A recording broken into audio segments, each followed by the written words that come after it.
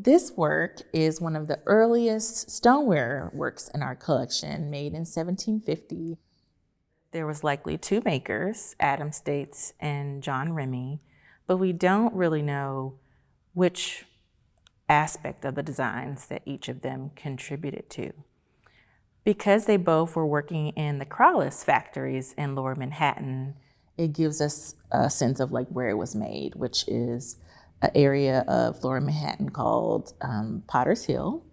And it was right next to an African burial ground. And the Crowless family did have enslaved potters working for them. So, there's a thought that this could have been made by an enslaved person, but also because stoneware like this was found in the African burial ground, we know that these were the types of jars that enslaved people would use to honor the dead.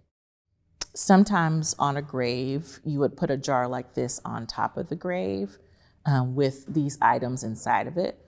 For the African burial ground, what I assume is that, when a person is being laid to rest in the burial ground, this would be similarly placed with that person because there's no other marker to show that this is who this person is. There's definitely a history of African enslaved people using stoneware as a way of like honoring the dead. I think that actually comes from a practice from Africa.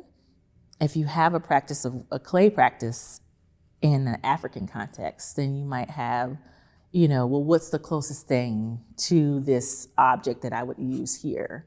So the stoneware becomes like that proxy for an actual African tradition of honoring the dead and using a jar to put these different items in. So we're not quite sure exactly what this design means.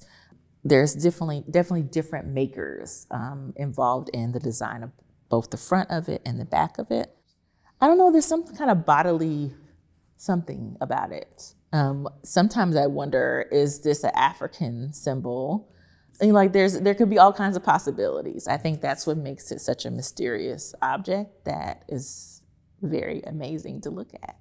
And then, the use of cobalt blue, which is a type of glazing, that was something that was very prominent and popular in early America.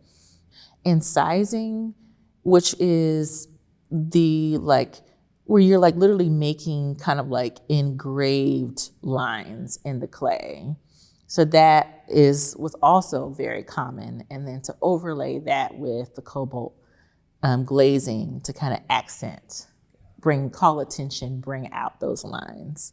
If you didn't have the cobalt glazing on top of it, you probably wouldn't even notice that it's there. But that glazing kind of calls attention to this figure that they're representing. But it is absolutely a very modern, expressive, loose type of rendering. But modernism as an idea really comes from these more indigenous underpinnings. You have literally different traditions coming together. So the flower to me is what you're used to seeing, and then on this side, it's kind of the unexpected. It's whoa, wait a minute, what's that? I would love others to think about, well, what do you see when you look at it?